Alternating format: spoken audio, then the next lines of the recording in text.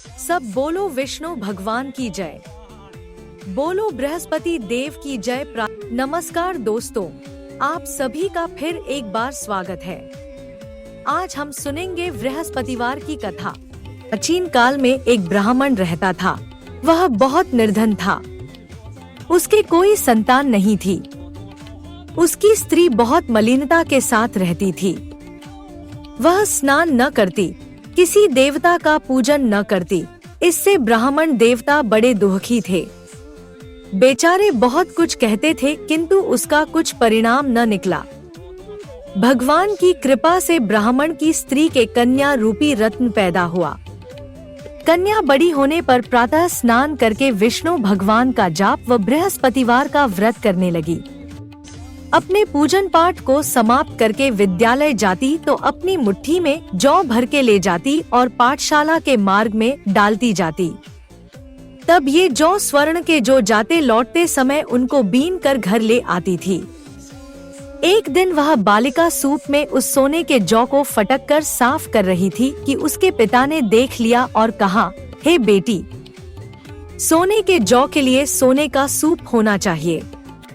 दूसरे दिन बृहस्पतिवार था। इस कन्या ने व्रत रखा और बृहस्पति देव से प्रार्थना करके कहा, मैंने आपकी पूजा सच्चे मन से की हो तो मेरे लिए सोने का सूप दे दो। बृहस्पति देव ने उसकी प्रार्थना स्वीकार कर ली। रोजाना की तरह वह कन्या जौ फैलाती हुई जाने लगी। जब लौटकर जौ बीन रही थी तो बृहस्पति देव की कृपा से सोने का सूप मिला। उसे वह घर ले आई और उसमें जौ साफ करने लगी, परंतु उसकी माँ का वही ढंग रहा। एक दिन की बात है कि वह कन्या सोने के सूप में जौ साफ कर रही थी। उस समय उस शहर का राजपुत्र वहाँ से होकर निकला। इस कन्या के रूप और कार्य को देखकर मोहित हो गया तथा अपने घर आकर भोजन तथा जल त्याग कर उदास होकर लेट गया। राजा को इस बात का पता लगा तो अपने प्रधानमंत्री के साथ उसके पास गए और बोले, हे बेटा, तुम्हें किस बात का कष्ट है? किसी ने अपमान किया है अथवा और कारण हो सो कहो, मैं वही कार्य करूँगा जिससे तुम्हें प्रसन्नता हो। अपने पिता की राजकुमार ने बातें सुनी तो वह बोला, मुझे आपकी कृपा से किसी बात का दुख नहीं है। किसी ने मेरा अपमान नहीं किया है, परंतु मैं उस लड़की से विवाह करना चाहता हूँ जो सोने के सूप में जौ साफ कर रही थी। यह सुनकर राजा आश्चर्य में पड़ा और बोला, है बेटा, इस तरह की कन्या का पता तुम ही लगाओ। मैं उसके साथ तेरा विवाह अवश्य ही करवा दूंगा। राजकुमार ने उस लड़की के घर का पता बतलाया। तब मंत्री उस लड़की के घर गए और ब्राह्मण देवता को सभी हाल बतलाया।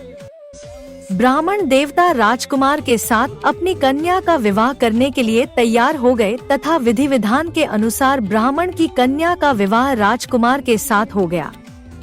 कन्या के घर से जाते ही पहले की भांति उस ब्राह्मण देवता के घर में गरीबी का निवास हो गया। अब भोजन के लिए भी अन्न बड़ी मुश्किल से मिलता था। एक दिन दुखी होकर ब्राह्मण देवता अपनी पुत्री के पास गए। बेटी ने पिता की दुखी अवस्था को देखा और अपनी माँ का हाल पूछा। तब ब्राह्मण ने सभी हाल कहा। कन्या ने बहुत सा धन देकर अपने पिता को विदा कर दिया। इस तरह ब्राह्मण का कुछ समय सुखपूर्वक व्यतीत हुआ। कुछ दिन बाद फिर वही हाल हो गया। ब्राह्मण फिर अपनी कन्या के यहाँ गया और सारा हाल कहा तो लड़की बोली, है पिताजी, आप माताजी को यहाँ लिवा लाओ। मैं उसे विधि बता दूंगी जिससे गरीबी दूर हो जाए। वह ब्राह्मण देवता अपनी स्त्री को साथ लेकर पहुँचे तो अपनी माँ को समझाने लगी, है माँ, तुम प्रातःकाल प्रथम स्नानादि करके विष्णु भगवान का पूजन करो तो सब दरिद्रता दूर हो जाएगी। परंतु उसकी मांग ने एक भी बात नहीं मानी और प्रातःकाल उठकर अपनी पुत्री के बच्चों की जूठन को खा लिया। इससे उसकी पुत्री को भी बहुत गुस्सा आया और एक रात को कोठरी से सभी सामान निकाल दिया और अपनी माँ को उसमें बंद कर दिया। प्रातःकाल उसे निकाला तथा स्नानादि करा के पाठ करवाया तो उसकी माँ की बुद्धि ठीक हो गई और फिर प्रत्येक बृहस्पतिवार को व्रत रखने लगी। इस व्रत के प्रभाव से उसके माँ बाप बहुत ही धनवान और पुत्रवान हो गए और बृहस्पति जी के प्रभाव से इस लोक के सुख भोग कर स्वर्ग को प्राप्त हुए। सब बोलो विष्णु भगवान की जय। बोलो बृहस्पति देव की जय। वीडियो देखने के लिए धन्यवाद। अगर जानकारी पसंद आई हो तो लाइक, शेयर और कमेंट करें। चैनल को सब्सक्राइब करें और बेल आइकन जरूर दबाएं। मिलते हैं अगले वीडियो में। जय हिंद।